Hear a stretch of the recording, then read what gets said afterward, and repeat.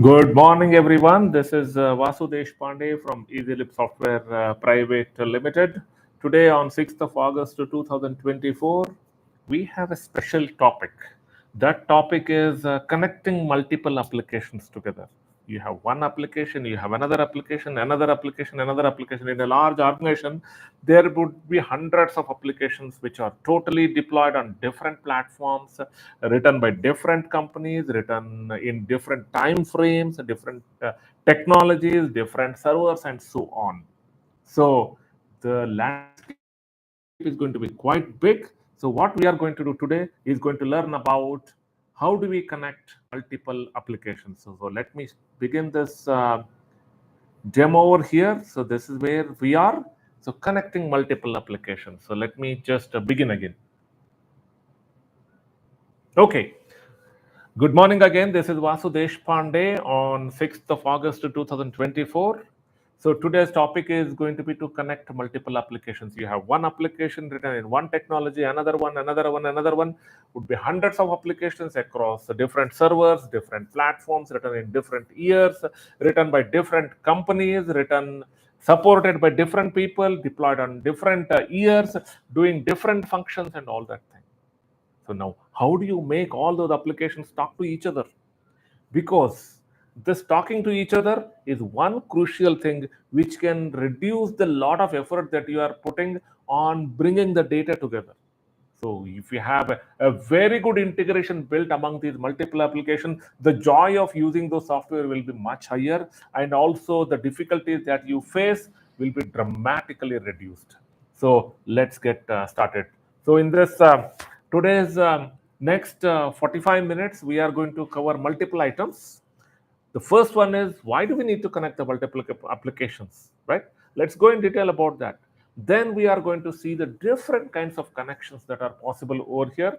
Then we will go in deeper about what are the integrations and the connections we have built in Easylib. We will go a little bit deeper on the technology details. And then a last item, how can you get started with your integration journey of your application landscape. So my name is Vasudesh Pandey. I am from Easylib Software Private Limited, one of the founders of the company. We provide software for different education institutes, especially specialized in the libraries all along. Now we have the entire campus automation software, including admissions, attendance, student information, staff, exams, timetable, and so on. And in the library space, we have got nearly 700 customers using our software, out of which 180 are using our cloud software, and the balance are using our the standalone Visual Basic application, which is running at a few hundred customers' place. So let's get started with what is the need of connecting multiple applications over here. So this is the slide that kind of depicts the need of connecting to the multiple applications. So this slide is from a Zapier, one company called Zapier, which specializes in writing software only for the connections. Okay, so let me just go over this. So just replace this Zapier with your application. So you are at college, and in your college you have one large application. So imagine what all the integrations that you need to build, right? So first, what is Woo is a WooCommerce company. So suppose in your organizations you would like to offer an electronic store. You want to sell your items, right? Stationary items will be there, the journals, printed items will be there. Those, if you want to sell, the specialized application is called a Woo. On that application, if you want to sell, and you have the student master data in another application, that need to be integrated. So who is one application? DocuSign. So when you have got a lot of documents that need to be signed, so you prepare these documents in one application, and those need to be signed by students, right? Or by the employees. So at that time, you need an integration with the DocuSign. Next, so you have the accounting system. A student comes and pays the fees in your campus ERP system. That need to be reflected in the accounting system. So for that, you need an integration with the Tally or QuickBooks, right? And this one, I don't know what company it is, Razorpay. Suppose you want to collect the payment from your students. So you need to integrate with Razorpay, PhonePay, Google Pay, banks, multiple payment gateways, credit card, and so on. So you need an integration with that, right? So these are the different ones. There is a PayPal, which is the equivalent of like PhonePay in India. So this is worldwide, is launched long back actually. PayPal, that's pretty useful in used in US, right? Then we have the Google Docs, Google integration. You have the Google Meet. You have got the various integrations with other applications that are provided audio-visual services, data correction services, data import services. You have got the spreadsheet. You have got. Then you may have other applications which are hosted on AWS. Right? If the data needs to go from here to there to here, you need integration again. Then you have got the email. So if you want to send an email to all your students, again, you have one system, email is in another system, they need to talk to each other. Shopify is another application that's related to the commerce. Then there is the WhatsApp integration. You name it, there are so many applications integrations. So now one question, why don't we have one application which can do everything? Do you think that's possible? I don't think so. There is absolutely no way one application can do everything that you need actually. So it is not at all possible. And even if possible, it will be to a good extent, but it also needs to rely on other applications. So the best method today is get the application like Easy1 or Easylib ERP that does everything to the most possible extent, but it should also have the integrating capability with the other applications, say for example, Twally or QuickBooks, Razor payment gateways. So that integration need to be built.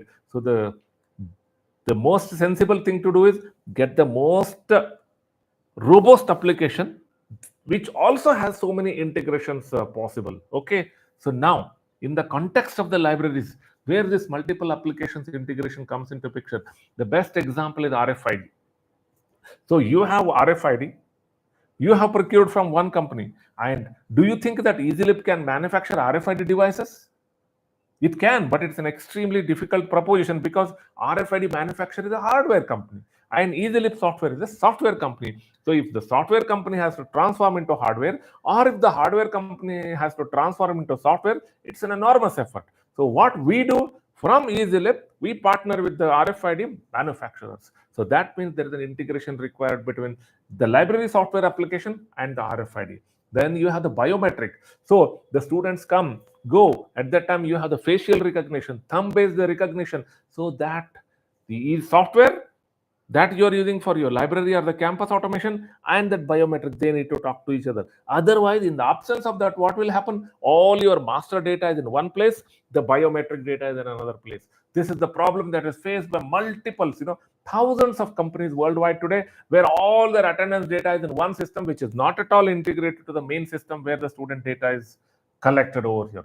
That's another one. Then you have got the campus ERP, right? So the library software need to talk to the campus ERP. That's another thing. Federated search. How do we go and search from the different areas, different publishers worldwide? That's another thing that you have got. So how do you connect multiple libraries, right?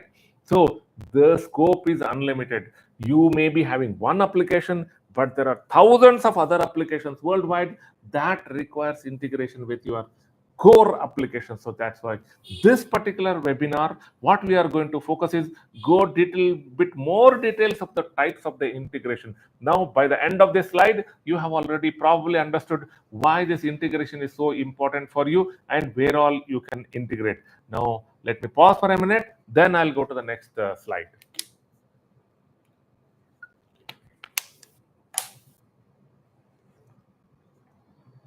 Okay.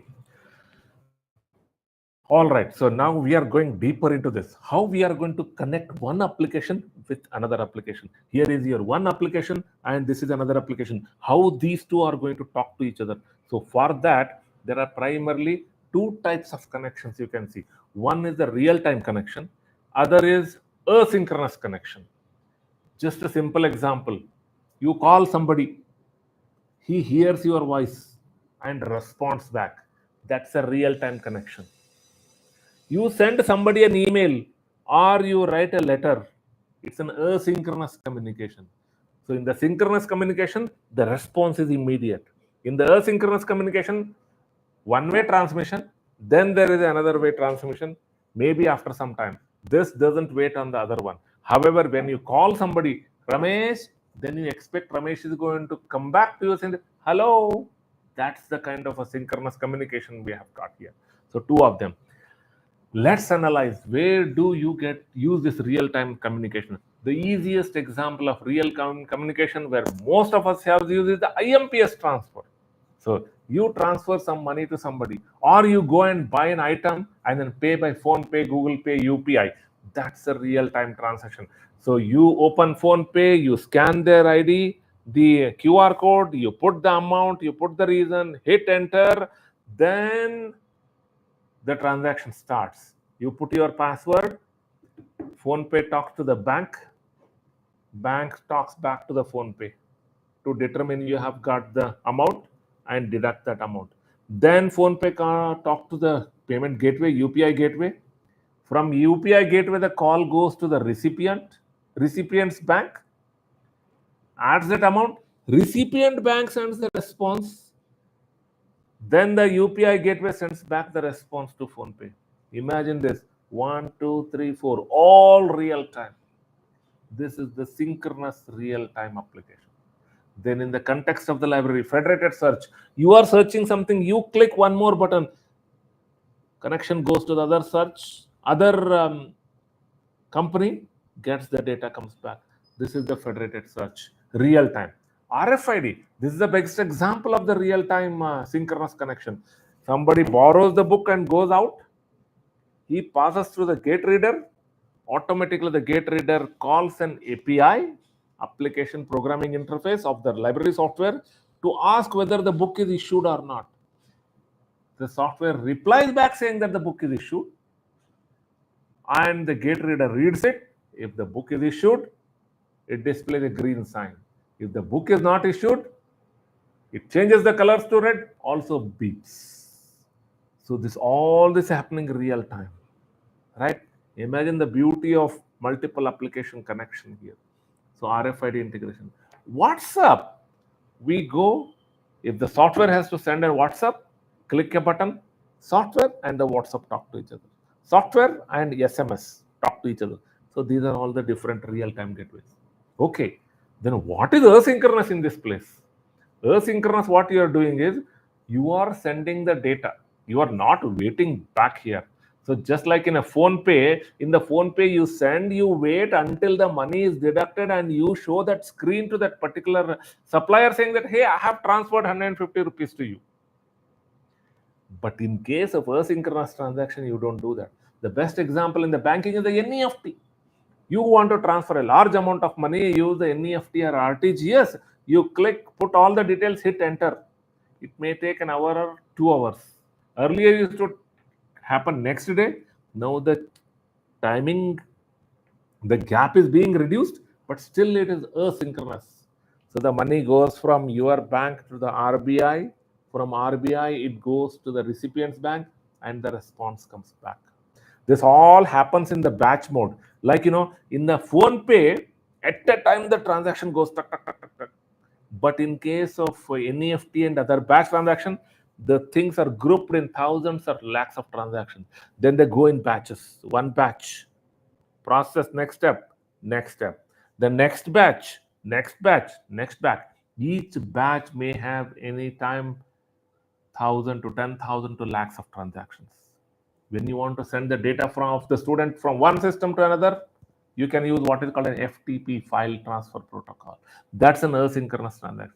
Sending bulk emails, right? You all have got an email saying that Easylib is going to conduct so and so webinar today at 11 o'clock. So that's a bulk email transaction.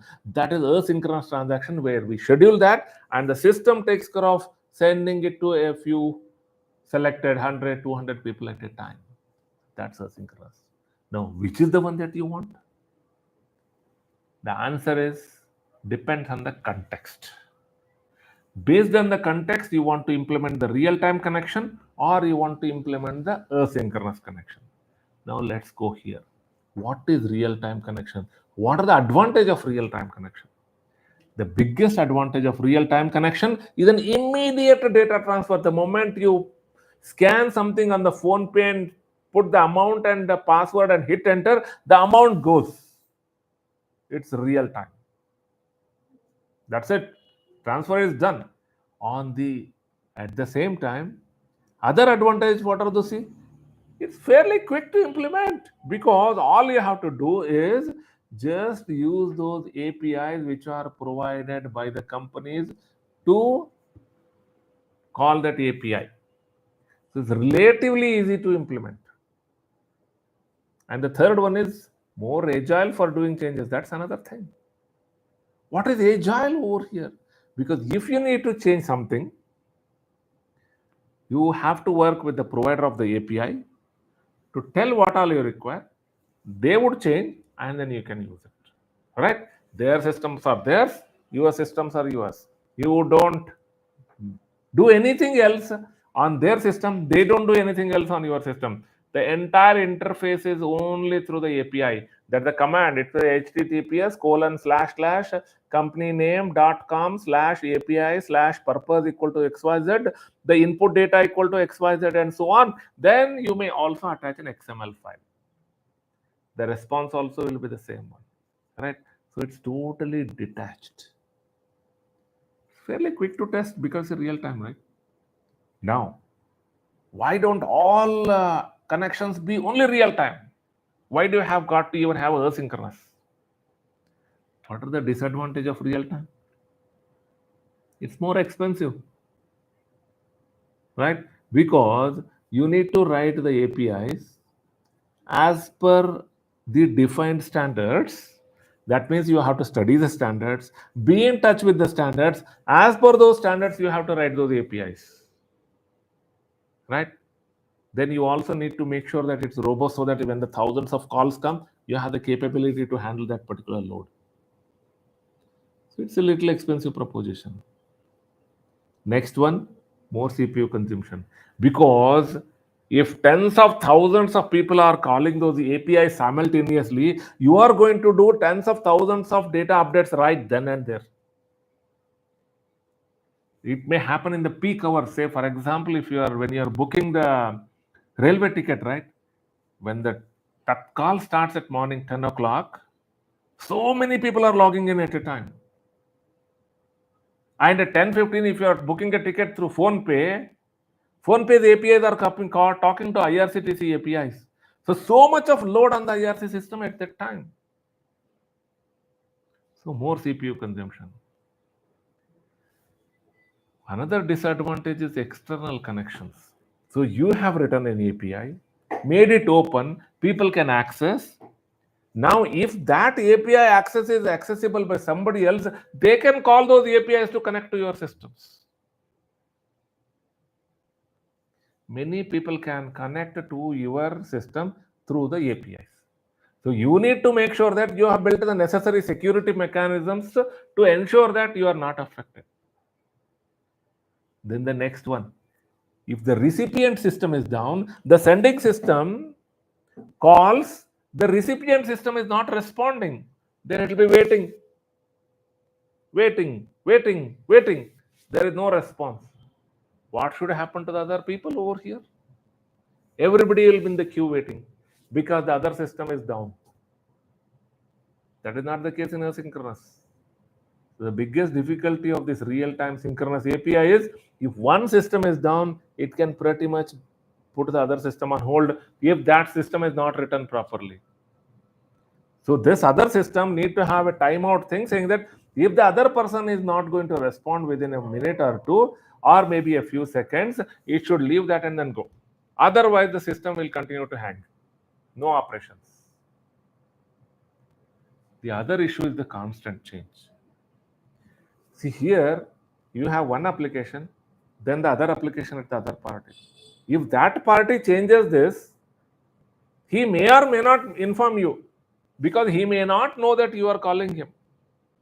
So what he would do, he would at the max publish on their website saying that our APIs are changing, please do the following changes. When do you know that it has changed?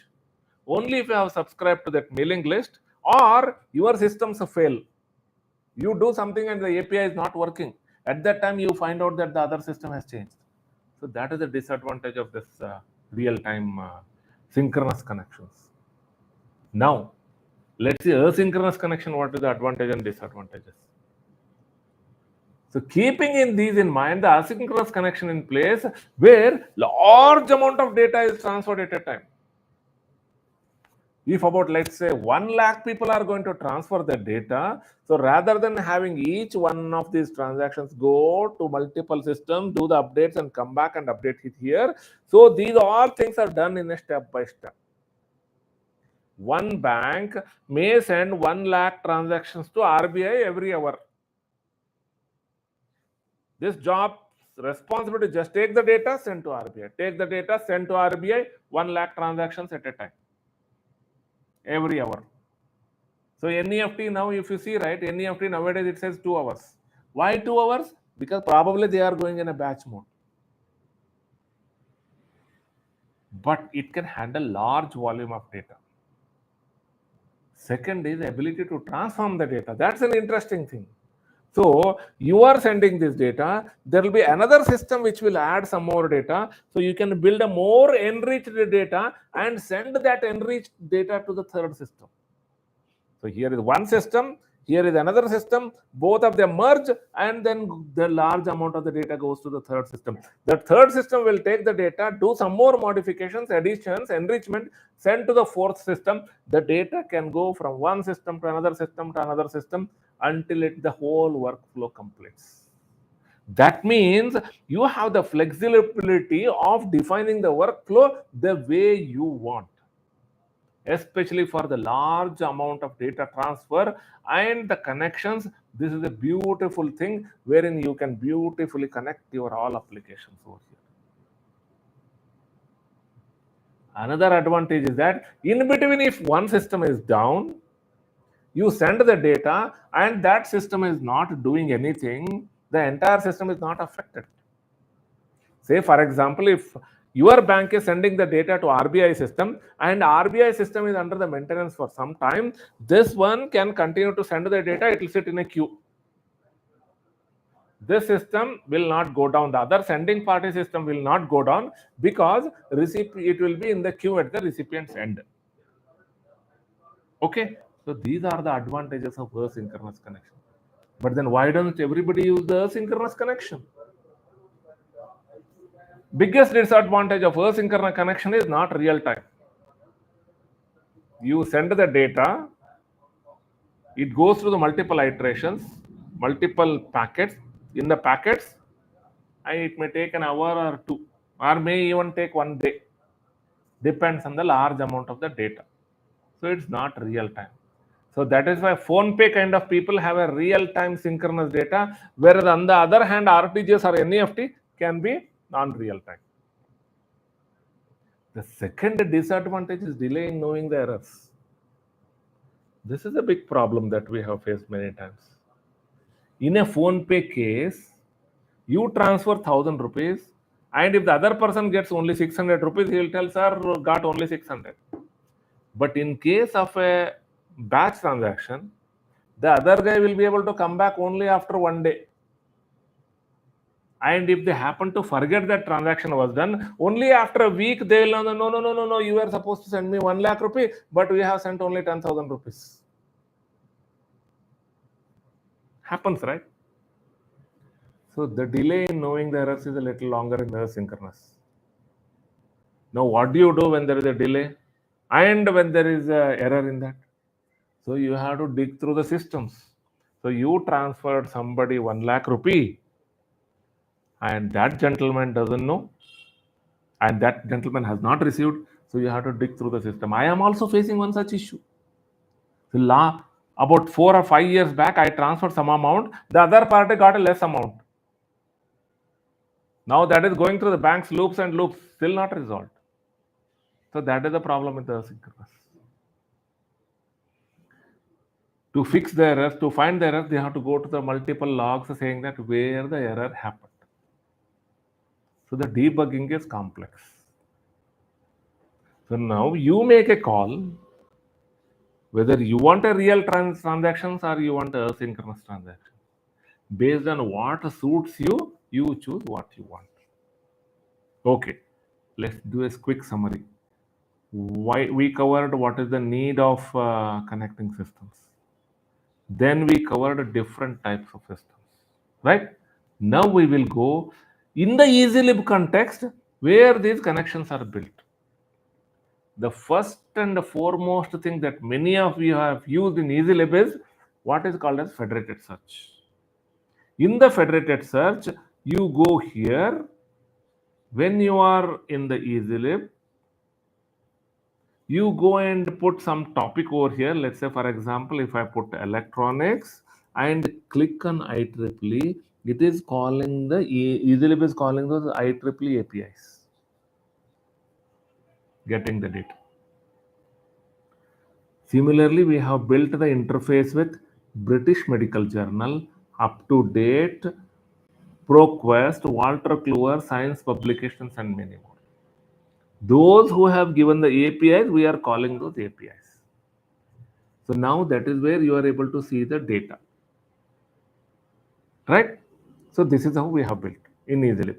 So the practical benefit of the searches that we are building is related to federated search in Easylib.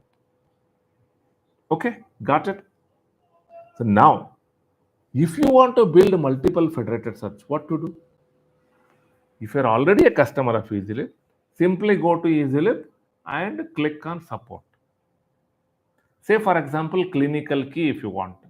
You say here, please build interface with the clinical key and reach XYZ person for API standards. Because every company, IEEE, BMJ, they all have the different formats of the APIs that we need to call. So what we have done is we have worked with each of these players to make sure that our programs follow their API standards to call those APIs. This is the first interface of this connections in Easylib. Right? So now let me go to the next one. Next is here in the bottom when you do searches, right? You are using the share, tweet, email, LinkedIn, print, and many more. They are also kind of APIs. What we are doing here is that whenever you get a book, we tell that you make a post on the Facebook account. So what you would do is, if you are using Easylib, you go and do the searches here on Easylib, click on the share button or tweet button. If you click on it, Easylib tries to give this particular link, and here what you do is make your day a reading day with this book. With this book, we have newly procured. And then if I post it, it gets posted to the Twitter. Right? So, Twitter, Facebook also you can do.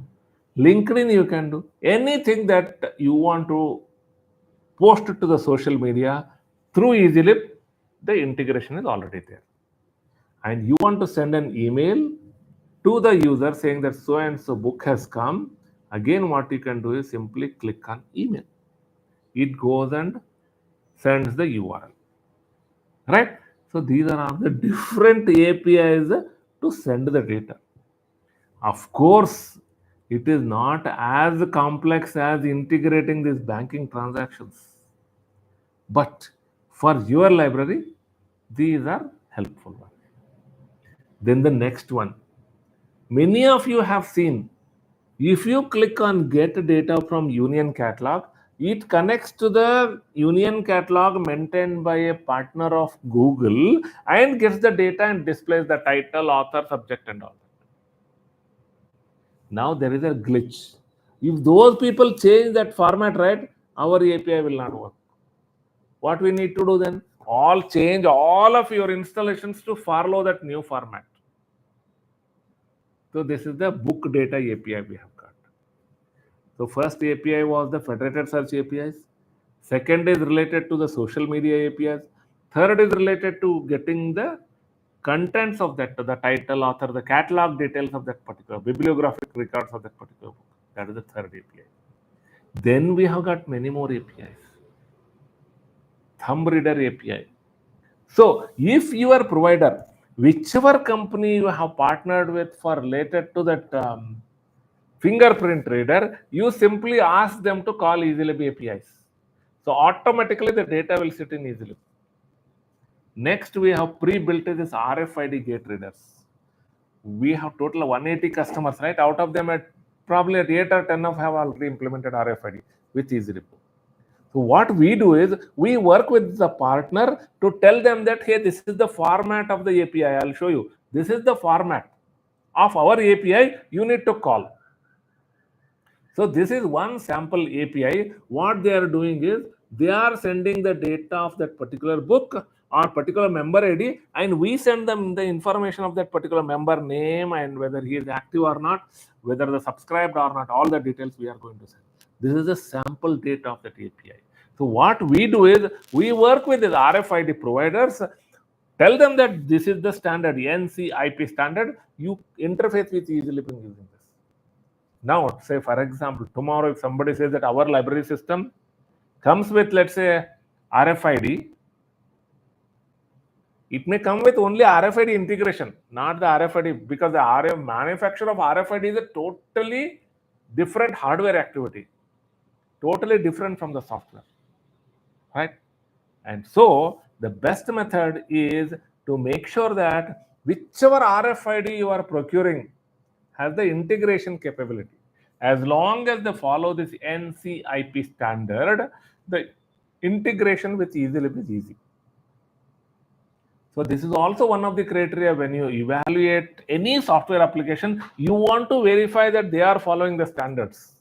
If they don't follow the standards, right, integration is almost impossible. See, 20 years back when we are using the standalone application, you had one application deployed on a machine which was connected to some 2 or 3 other machines. Your entire world was 4 machines.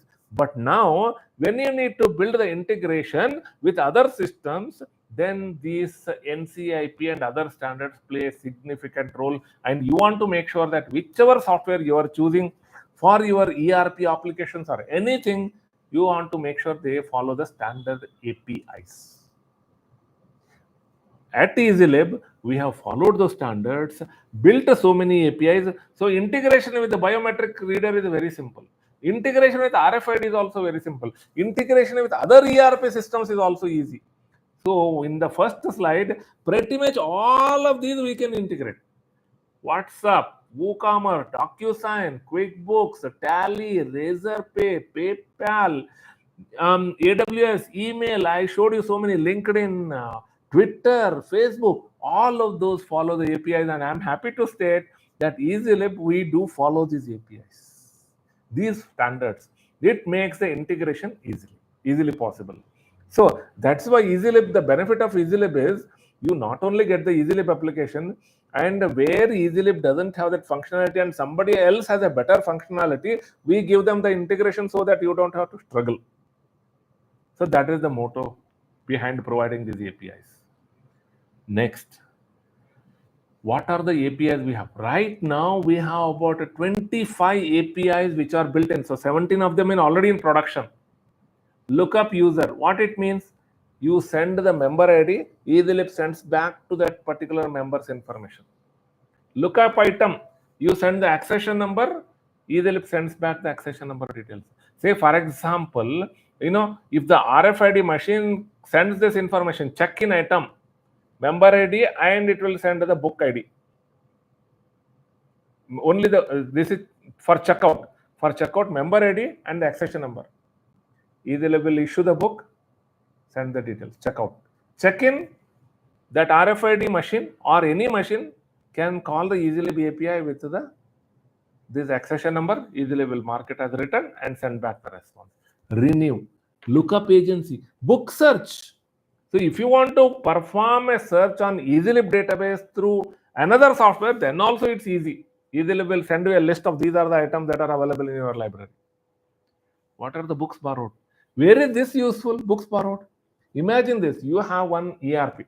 Of course, Easylib has got a beautiful ERP, which is already running in 2 colleges now. We'll be very happy to integrate, show the demo and deploy it to your institution. But if we happen to have another ERP already and changing is difficult, however, your most preferred option for a library is Easylib, and you want to integrate Easylib library software with the ERP, very easy. You just ask that particular vendor to call that particular books borrowed API with the member ID. Easylib will neatly send these are the 10 books borrowed by this particular member ID. They can display on their screens. List of books requested. Member details, books borrowed count, and book overdue count. In-out history, how often he is coming and going. Books borrowed count. There is one more. It is multiple repetition. Okay, under different conditions. Then the API is under development. So many of them. There's a custom batch facility. Say for example, nightly the batch calculation that's happening, right? The fine calculation that happens in the night. That's a batch job. Only difference is that it's writing the data inside Easylib. But if you have a requirement wherein Easylib needs to send this data on a nightly basis to another organization through the FTP, that is also possible over in Easylib. That comes under the asynchronous. Just to catch up this, in the synchronous, the data goes real time. Response comes immediate. In the asynchronous, data goes now.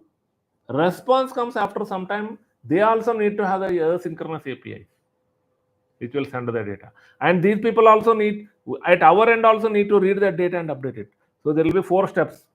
You have one file transaction. You do activity. You transfer the file. That is the first step.